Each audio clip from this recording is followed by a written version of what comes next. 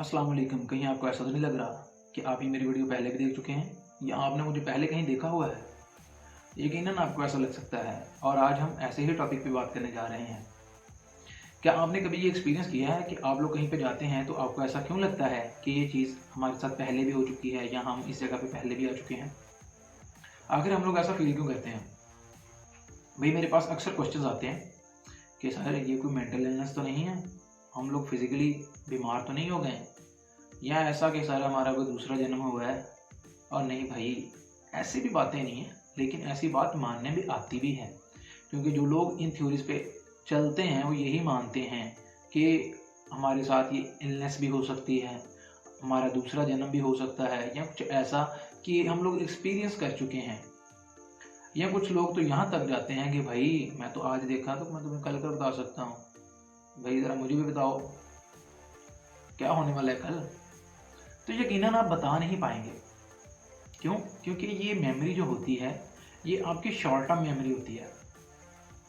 मतलब short term memory हम लोग इसको इस तरह कह सकते हैं कि ये जस्ट अ, फ्यू सेकंड्स के लिए या जस्ट 1 मिनट के लिए जो है, ये सीन आपके सामने आते हैं। और ऐसा होता क्यों है, आज हम इसी पे बात करेंगे। तो होल्ड ऑन गाइस, हम लोग जा रहे हैं अपनी आज की थ्योरी की जान में कि किस तरह हमने ये थ्योरीज़ को डिस्कस करना है। तो मेरे लिहाज से मैंने जिन थ्योरीज़ को बेहतर पाया है, मैं आज उनको ही आपके साथ डिस्कस करूँगा। इन थ्योरीज़ में तकरीबन 3-4 थ्योरीज़ हैं और एंड पे इस वीडियो के एंड पे मैं आपको इंशाल्लाह अपना भी व्यू दूँगा कि इनमें से मुझे जो बेहतर लगती है, जो थ्योरी वाक़ई ही मानने के काबिल है, वो कौन-सी है। तो आप लोगों ने वीडियो के एंड तक देखते रहना है, नहीं भी देखेंगे तो कोई मसला नहीं है, फिर मुझे ना कहना कल को कि भई इससे अच्छा किसी ने एक्सप्लेन नहीं किया था। क्योंकि मैंने देखा है कि अक्सर वीडियोज़ इंग्लिश में हैं और उनमें भी सिर्फ़ डेजा वू वर्ड जो है वही इंट्रोड्यूस करवाया गया है, जिस तरह मैंने अभी इंट्रोड्यूस करवा दिया है। तो इसको कहते हैं जी डेजा वू। डेजा वू एक फ्रेंच ज़ुबान का लफ़्ज़ है जिसका मतलब है ऑलरेडी सीन, पहले ही देखा जा चुका। तो इसमें सबसे पहली थ्योरी जिस पे हम लोग आज बात करेंगे वो आती है divided attention theory. Divided attention theory में होता क्या है जी? मिसाल के तौर पे आपने ये देखा होगा कि जब हम लोग कहीं बाजार में जाते हैं तो इतनी गहमा गहमी होती है कि हम लोग अपने माइंड का फोकस जो है वो उसी चीज़ पे रखते हैं जिस चीज़ को हम लोग फॉर एग्जाम्पल जिस मकसद के लिए हम बाजार गए हैं। लेकिन क्या आपने कभी ये देखा है कि हमारे आसपास ऐसी चीज़ें हो रही होती हैं जिन्हें हमारा सबकॉन्शियस माइंड नोट कर रहा होता है?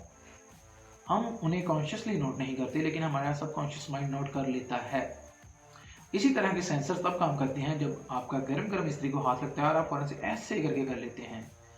तब आपको नहीं पता होता कि हाथ लग रहा है, लगना है, हमें जलन होनी है। हालाँकि आपको पता है कि भई इस्त्री गरम है, कोई भी पागल जानबूझ के तो गरम इस्त्री को हाथ नहीं लगाएगा ना।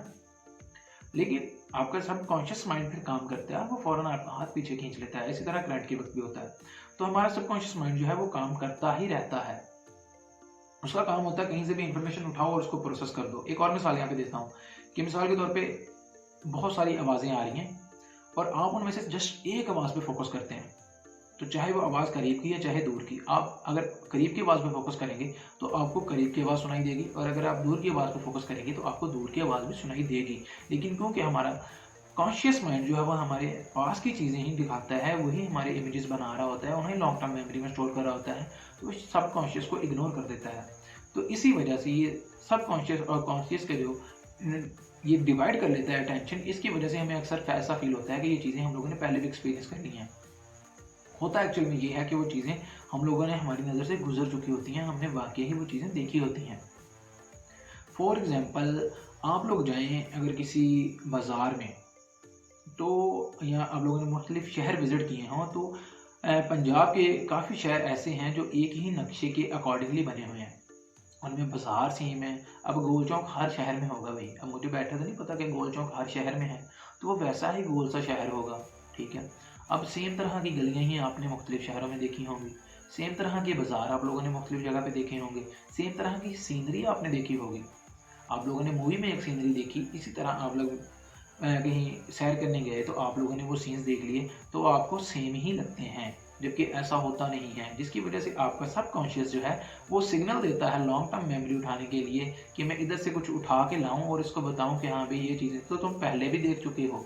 जबकि भाई अब कहाँ गरीब रोज़ रोज़ सैर करने जाएँ, तो आए फिर आते हैं अपनी दूसरी थ्योरी की जानब, जिसको आजकल मॉडर्न थ्योरिस्ट ने नाम दिया हुआ है glitch in the matrix.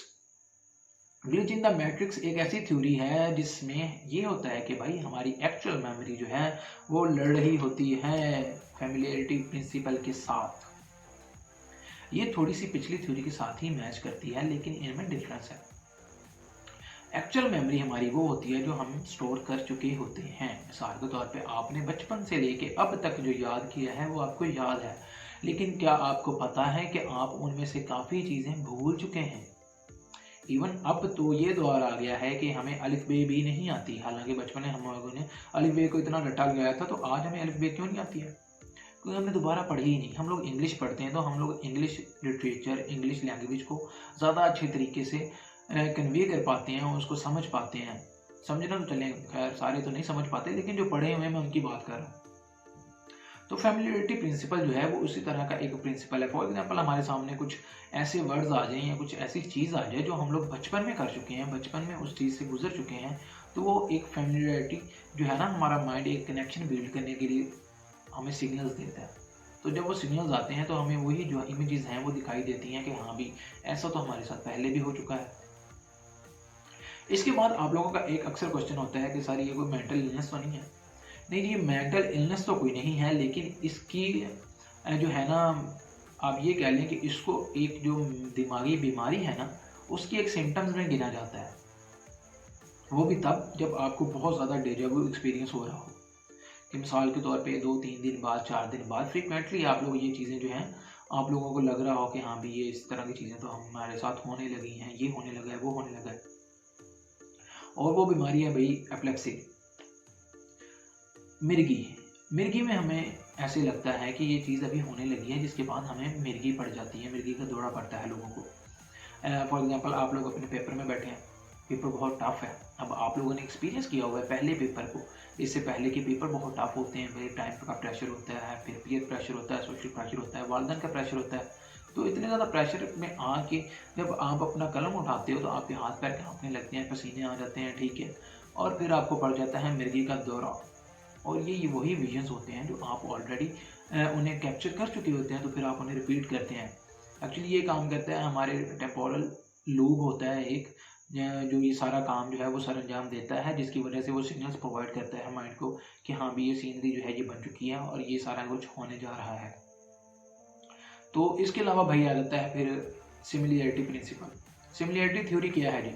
Similarity theory है कि हम लोग अक्सर ऐसे काम करते हैं जिनका वे ऑफ डूइंग सेम होता है।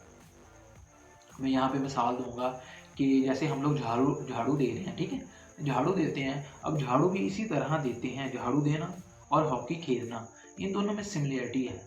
इसी तरह अगर हम लोग झाड़ू देते हैं और हमारी ये आदत बन चुकी है, हमारे सबकॉन्शियस माइंड को पता है कि ये इंसान इस हाथ से झाड़ू देता है, और आपको पता है कि जिस तरह आप काम करते जाते हो आपकी कंसिस्टेंसी बढ़ जाती है, हाँ वो काम कम से कम टाइम में करने लग जाते हो। पहले दिन कुछ काम करोगे आपको ज़्यादा टाइम लगता है, दूसरे दिन करोगे उससे कम टाइम लगता है, ठीक है। तो ये सारी जो चीज़ें होती हैं, फिर अब आप जब झाड़ू दे रहे हो तो आपको ये इमेजिनेशन आ सकती है कि आप इसी तरह आप पहले भी कहीं झाड़ू दे रहे थे, हालांकि इवन आप लोग हॉकी खेल रहे थे, ना कि झाड़ू दे रहे थे। तो ये सिमिलैरिटी जो प्रिंसिपल है ये उस पर बेस करती है ये थ्योरी। और मैं इन थ्योरीज में से, मेरा अपना ओपिनियन जो है, मैं इन थ्योरीज में से सबसे अच्छी थ्योरी जिसको मानता हूँ और जो मेरे लिहाज से कि वो सही भी है, वो है सबकॉन्शियस और कॉन्शियस का होना, और ये सिमिलैरिटी थ्योरी। इसमें ये होता है कि हम लोग सेम तरह की चीज़ें ऑलरेडी कैप्चर कर चुके होते हैं अपने माइंड में, ऑलरेडी उनको स्टोर किया होता है, लेकिन क्योंकि हमें याद नहीं होता, जब हमें याद नहीं होता तो हम उन चीज़ों को समझ नहीं पाते। और दूसरी चीज़ जो मैं आपको बताने जा रहा हूँ कि आप लोगों ने अब ये इसको लाजमी नोट करना है कि अक्सर आपको डेजा वू सिर्फ तभी एक्सपीरियंस होगा जब आप एंजाइटी में होते हैं, जब आप कुछ सोच ही रहे होते हैं, या कब आप एक इमेजिनेशन की फेज में होते हैं। डेजा वू मोस्टली ज़्यादातर लोगों को तब एक्सपीरियंस होता है जब वो किसी नई जगह पे जाते हैं। वो इसलिए क्योंकि जब वो कहीं पे जाते हैं तो उनका माइंड जो होता है वो एक या तो रिलैक्स पोजीशन में होता है या फिर एंजाइटी की पोजीशन में होता है। तो ये दोनों ही फैक्टर्स ऐसे हैं जिनमें डेजा वू जो है हम लोग एक्सपीरियंस कर सकते हैं, लेकिन ये होते बहुत ही फ्यू सेकंड्स के लिए हैं। तो होप सो कि आप लोगों को ये थ्योरीज कुछ समझ में आई होंगी। नहीं भी आई तो आप लोग मुझे कमेंट में पूछ सकते हो कि सर इसकी एक्सप्लेनेशन और दे दें। तो होप सो कि आप लोगों को मज़ा आया होगा, और अगर वीडियो में मज़ा ना आया हो तो फिर भी मुझे बताएं, ताकि मैं थोड़ा और मसाला और आप लोगों के लिए चस्का ला सकूं, क्योंकि मैं जानता हूँ बोर हो जाते हैं तो इतनी लंबी वीडियोस जो हो जाती हैं। तो होप सो हम लोग मिलते हैं फिर अपनी अगली वीडियो में, जो कि इंशाल्लाह मैं आप लोगों के लिए कुछ ना कुछ लेके आऊँगा, अच्छी सी वीडियो। तो इसके अलावा मेरा यार एक चैनल है, वो आप लोग सब्सक्राइब कर लें तो अच्छी बात है, ना भी करें तो आपकी अपनी मर्ज़ी है, ठीक है। व्यू तो आप इंशाल्लाह लाजमी करेंगे। तो मिलते हैं फिर अगली वीडियो में। अल्लाह हाफिज़।